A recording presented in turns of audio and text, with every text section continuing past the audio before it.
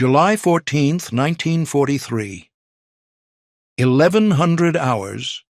A wheat field shimmered under the Sicilian sun near the village of Santo Pietro. 37 prisoners stood in rows, barefoot and shirtless, their uniforms stripped to prevent escape.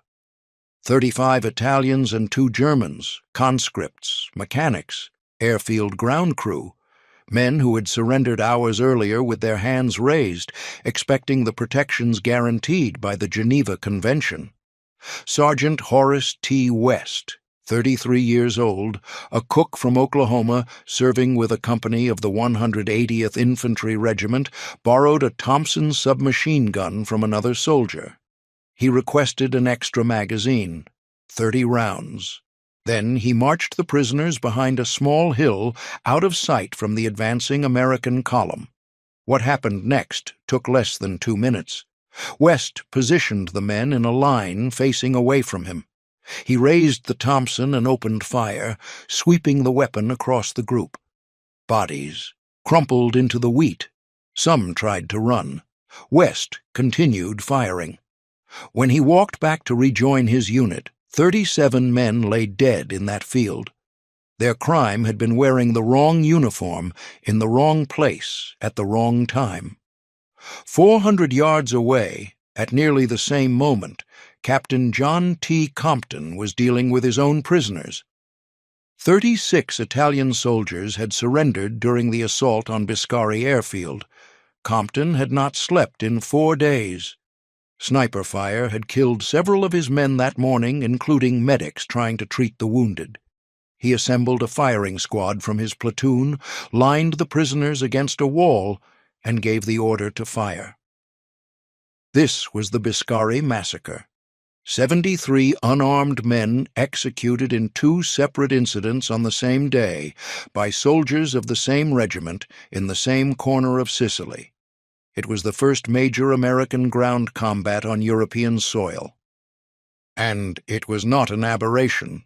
This is the story of what American forces did during World War II that you were never taught in school, the executions that were covered up, the atrocities that were excused, the crimes that were quietly buried under the weight of victory, because history remembers winners, and winners write their own stories. The Biscari killings did not happen in a vacuum. They happened in an atmosphere cultivated by American commanders. Before the Sicily invasion, General George S. Patton reportedly addressed officers of the 45th Infantry Division with words that would later become evidence in court-martial proceedings. Multiple witnesses testified that he told them, in essence, to show no mercy to the enemy. That when enemy soldiers tried to surrender after shooting at American troops, they should be killed rather than taken prisoner. That his men needed the killer instinct. The exact words vary across different accounts, but the message was consistent and unmistakable. Similar exhortations echoed through briefing rooms across the Mediterranean theater: kill or be killed, show no mercy, take no prisoners. When reports of the Biscari massacre reached division headquarters, the Army faced a problem. The men who committed the killings claimed they were following orders they believed came from their commanding general, the same general who would later become a national hero, the same general who would slap 2 soldiers suffering from combat fatigue and nearly lose his command over it. The same general who would write in his diary after learning of the executions that he hoped we can conceal this. Sergeant West was court-martialed in September 1943. He admitted the killings but pleaded not guilty, arguing he was following orders and suffering from temporary insanity due to combat stress. The court found him guilty and sentenced him to life in prison. But the sentence was quietly remitted in November 1944. West was restored to active duty, transferred to the 100th Infantry Division, and continued serving until the end of the war. He received an honorable discharge. Captain Compton never faced punishment at all. His court-martial ended in acquittal. The defense successfully argued he was following orders from his commanding general. 4 months later, Compton was killed in action in Italy. His death removed the possibility that the case would ever be revisited. The Army's official position became that these were isolated incidents committed by exhausted men under extreme stress. But the pattern would repeat itself across Europe and the Pacific for the next 2 years, and the men who committed these acts would almost never face consequences. The winter of 1944 brought the Battle of the Bulge. On December 17th, Waffen-SS troops under Joachim Peiper executed 84 American prisoners near the town of Malmedy in Belgium. The bodies were found frozen in the snow. Word spread through American lines within hours, and the response was swift. Orders circulated through multiple units. No SS troops or paratroopers will be taken prisoner but will be shot on sight. The 90th Infantry Division began executing Waffen-SS prisoners so systematically that headquarters had to issue express orders to take some alive for intelligence purposes. At least one American unit issued written instructions that prisoners should not be taken under any circumstances. On January 1, 1945, near the village of Chenogne, soldiers of the 11th Armored Division assembled approximately 80 German prisoners in a snow-covered field. These were not SS troops. They were regular Wehrmacht soldiers from the Führer Escort Brigade and 3rd Panzergrenadier Division, men who had surrendered after the Americans retook the village. Staff Sergeant John W. Faig watched from behind a tank as his fellow soldiers lined the prisoners up in groups of 25 to 30. Machine guns were positioned. Faig later wrote that he knew they were going to shoot them and he hated this business. He hid so he would not be asked to participate. The Germans were machine-gunned in the open field. We were committing the same crimes we were now accusing the Japs and Germans of doing, Faig wrote. General Patton learned of the killings. His diary entry for January 4, 1945 reads, "The 11th Armored is very green and took unnecessary losses to no effect. There were also some unfortunate incidents in the shooting of prisoners. I hope we can conceal this. General Eisenhower ordered an investigation after the war. The 11th Armored Division reported that records were unavailable due to the unit's rapid disbandment and destruction of documents. No one was ever charged. The incident remained classified for decades. Nuremberg prosecutor Ben Ferencz later observed that American war crimes were rarely investigated with the same vigor applied to enemy actions. The focus remained on prosecuting the defeated. Questions of accountability for the victors were largely set aside. The pattern in Europe was troubling, but in the Pacific, it was systematic. American servicemen in the Pacific often deliberately killed Japanese soldiers who had surrendered. This was not rumor or post-war revisionism.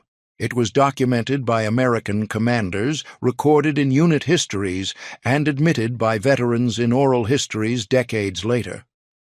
The reasons were complex. Japanese soldiers had been indoctrinated to fight to the death.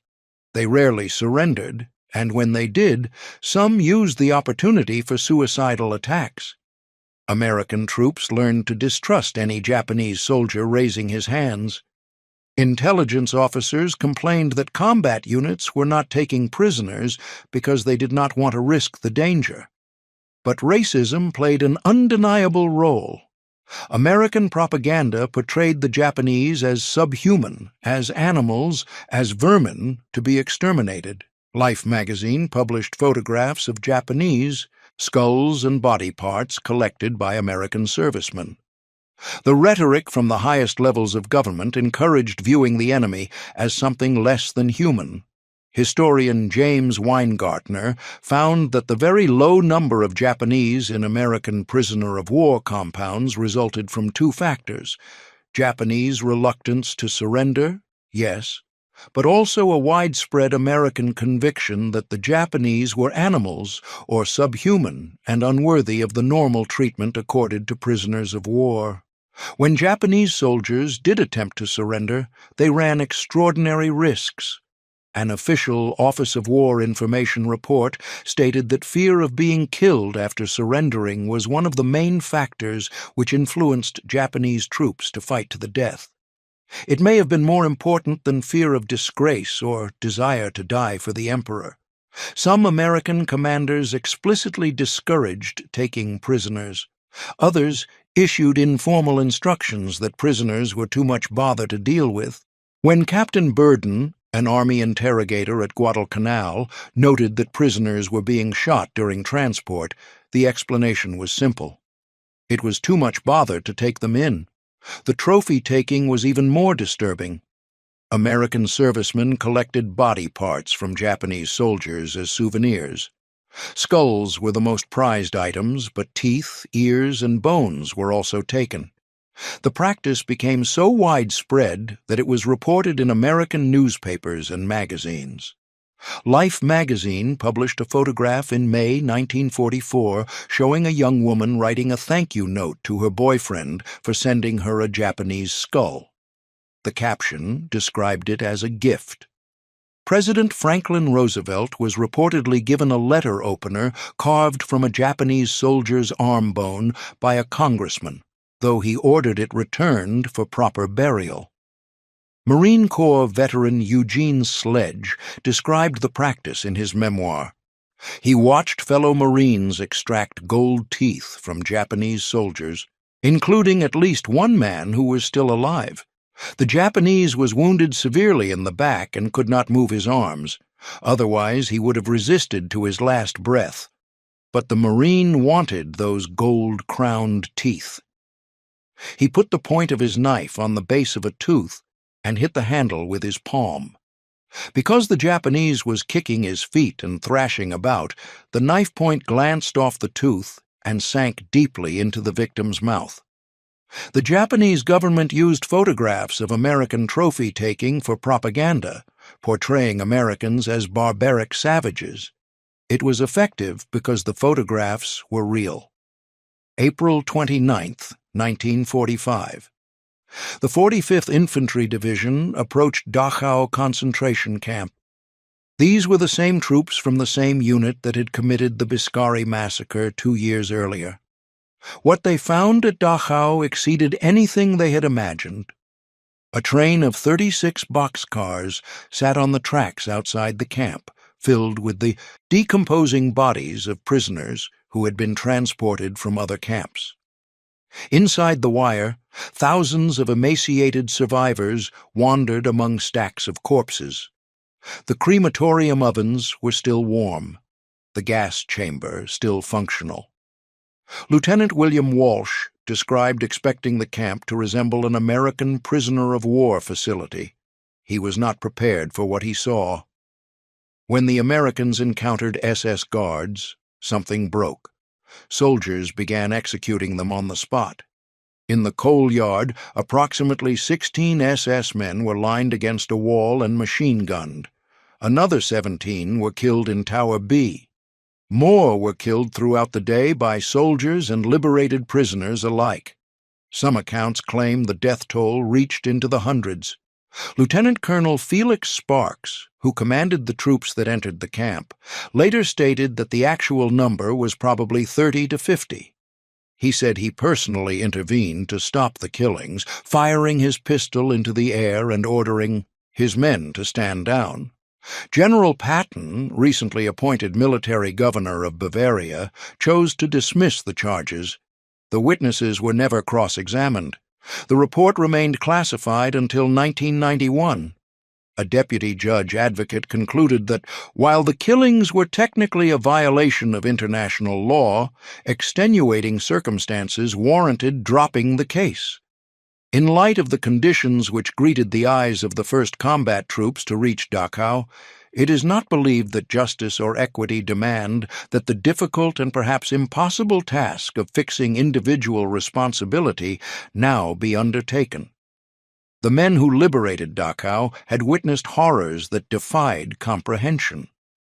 Many historians argue that their actions, while illegal, were understandable, perhaps even justified. But the same argument was never extended to enemy soldiers who committed similar acts under extreme circumstances. The law of war does not permit exceptions for emotional distress. It does not allow reprisals against prisoners, regardless of what their comrades may have done. The men at Dachau committed war crimes, and America chose not to prosecute them. The firebombing campaign against Japan raised different questions. These were not spontaneous acts of violence by individual soldiers. They were calculated military operations approved at the highest levels of command. On the night of March 9, 1945, 334 B-29 bombers approached Tokyo at low altitude. They carried 1,565 tons of incendiary bombs, including napalm and white phosphorus. Their target was a residential district called Shitamachi, home to 750,000 people living in wooden buildings packed so closely together that fire could spread from house to house in seconds. The attack was deliberately designed to cause mass civilian casualties. The orders issued to bomber crews stated that the purpose was to destroy small factories in the target area, but also noted that it was intended to cause civilian casualties as a means of disrupting production at major industrial facilities. General Curtis LeMay later admitted, "Killing Japanese did not bother me very much at that time. It was getting the war over that bothered me. That single night killed more people than any other air raid in history. Conservative estimates place the death toll at 80,000. Japanese authorities counted over 97,000. Some historians believe the true number exceeded 100,000. More people died in those few hours than in the atomic bombing of Nagasaki. 16 square miles of the city burned. 1 million people were left homeless. The fires were so intense that the updrafts pulled people off their feet and into the flames. The Sumida River boiled with the bodies of those who had tried to escape into the water. The raids continued throughout the spring and summer. 60 major Japanese cities were all firebombed. The total civilian death toll exceeded 300,000. 8 million people lost their homes. 40% of Japan's urban areas were destroyed. Robert McNamara, who worked as a statistical analyst for LeMay's command and later became Secretary of Defense, reflected on the campaign decades later. LeMay said if we'd lost the war, we'd all have been prosecuted as war criminals. And I think he's right. He, and I'd say I, were behaving as war criminals. The distinction between military necessity and mass murder became difficult to identify. The stated goal was to destroy Japanese war production, but the primary effect was the killing of civilians. The campaign was designed to terrorize the Japanese population into demanding surrender. It failed. The Japanese government did not surrender until after the atomic bombs were dropped. The firebombing killed hundreds of thousands without achieving its strategic objective. Throughout the war, American military justice operated on two tracks, one for white soldiers, one for everyone else. In France, 139 of the 152 troops charged with rape were African American. Of the 29 soldiers executed for rape, 25 were African American. This racial disparity was not explained by the demographics of the Army, which was approximately 10% black. Some convictions were based on circumstantial evidence that would never have held up against white defendants. In one case, a black soldier was identified as the perpetrator solely because he was much larger than other soldiers. In another, 3 black soldiers were convicted of gang rape based on a white streak of paint found on one man's shirt that matched a wall in the victim's room. White soldiers accused of similar crimes faced different outcomes. Those in mobile units were harder to track down. Those who were caught received lighter sentences. Those who were convicted were often released early or had their sentences quietly remitted. The disparity extended beyond sexual assault. Courts-martial for murder, assault, and other crimes showed similar patterns. Black soldiers were more likely to be charged, more likely to be convicted, and more likely to receive severe punishments. The military justice system reflected the racism of American society, and the victims of that racism had no recourse. The question of American war crimes raises uncomfortable truths about the nature of war itself. The men who committed these acts were not fundamentally different from other soldiers. They were ordinary Americans, drafted from farms and factories and offices across the country. They were trained to kill. They were placed in situations of extreme stress. And some of them did terrible things. The difference between American atrocities and German or Japanese atrocities was not the nature of the acts themselves. It was the context, the scale, and the consequences. American war crimes were generally committed by individuals or small units acting without explicit authorization. German and Japanese war crimes were frequently systematic, ordered from above, and executed as policy. American soldiers who committed atrocities sometimes faced court-martial, even if the outcomes were inconsistent. German and Japanese soldiers who committed atrocities were often following orders from their governments. But the distinction is not as clean as it appears. Patton's speech before Sicily was heard by thousands. The Take No Prisoners orders, after Malmedy circulated through multiple divisions, the firebombing campaign was approved at the highest levels of command. These were not isolated incidents committed by rogue soldiers. They were patterns of behavior encouraged or tolerated by American leadership. American war crimes went largely unprosecuted for multiple reasons. Destroyed records and rapid unit disbandments made investigations difficult. The emerging Cold War created pressure to move forward rather than examine the past. Prosecuting American soldiers would have complicated the narrative of the Good War and undermined the moral authority needed to prosecute German and Japanese war criminals. It would have forced America to confront the uncomfortable reality that its own soldiers were capable of the same acts it condemned in its enemies, and so the stories were buried, the records were classified, the witnesses were discouraged from speaking. The history books were written to emphasize American heroism and downplay American sins. Sergeant Horace West received an honorable discharge and lived quietly in Oklahoma until his death in 1974. The soldiers who executed prisoners at Chinon returned home to farms and families and never spoke of what they had done. The men who machine-gunned SS guards at Dachau became ordinary citizens who attended church and raised children and told stories about liberating concentration camps without mentioning the parts that came after. The war produced the greatest generation. It also produced men who committed mass murder. Often they were the same men. That is not an indictment of American soldiers. It is an acknowledgment of what war does to human beings. It transforms ordinary people into killers. It creates situations where the rules that govern civilized behavior cease to apply. It forces men to make decisions in seconds that will haunt them for decades. The uncomfortable truth is that American soldiers were not morally superior to their enemies. They were better supplied, better equipped, and on the winning side of history. They fought for a cause that was, on balance, more just than the cause of their opponents. But they were still human, and humans in war do terrible things. The story of American war crimes is not a story of villains.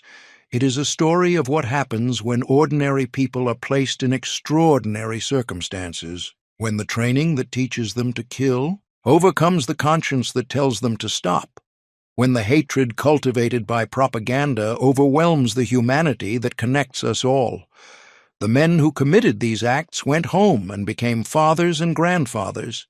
They built houses and businesses and communities. They told their children about the war, but not all of it. not the parts that kept them awake at night, not the faces of the men they killed after they had surrendered. Some of them never escaped what they had done. They carried it with them until they died. Others managed to compartmentalize, to lock those memories away in places they never visited. A few convinced themselves that what they did was justified, that the enemy deserved it, that war is hell, and hell has no rules. The official histories remember the liberation of Dachau, not the executions that followed. They remember the victory at Sicily, not the bodies in the wheat field.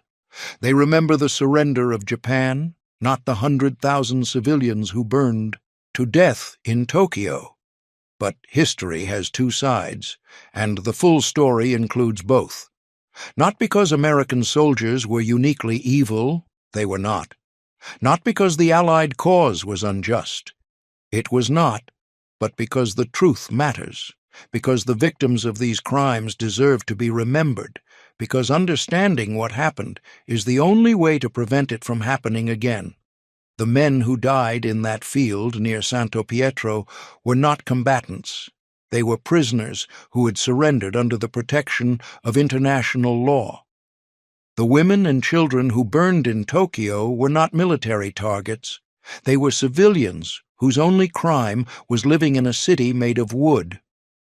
The SS guards at Dachau were monsters who had participated in genocide, but executing them without trial was still murder.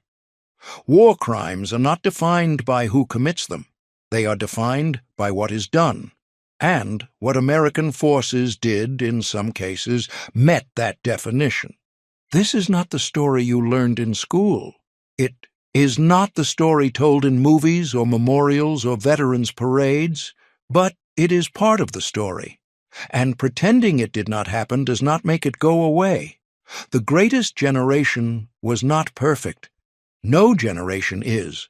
They fought a terrible war against terrible enemies, and most of them did so with honor, but some of them did not. And those stories deserve to be told, not to diminish their service, not to equate American soldiers with the enemies they fought, but to remember that war is not a story of good against evil. It is a story of human beings doing what human beings do when the constraints of civilization are removed. The lesson is not that America was no better than its enemies. The lesson is that war makes monsters of us all, and the only way to honor those who served is to tell the whole truth about what they experienced, what they witnessed, and what some of them did. Because history written by the winners is not history, it is propaganda. And the truth, however, uncomfortable, is what we owe to everyone who lived through that war. The soldiers who fought with honor, the prisoners who died without justice, and the generations that came after, who deserve to understand what really happened when the world went to war. If you found this exploration of the past valuable, please like and subscribe to help us keep telling these difficult stories. History matters, and so does the truth. Until next time.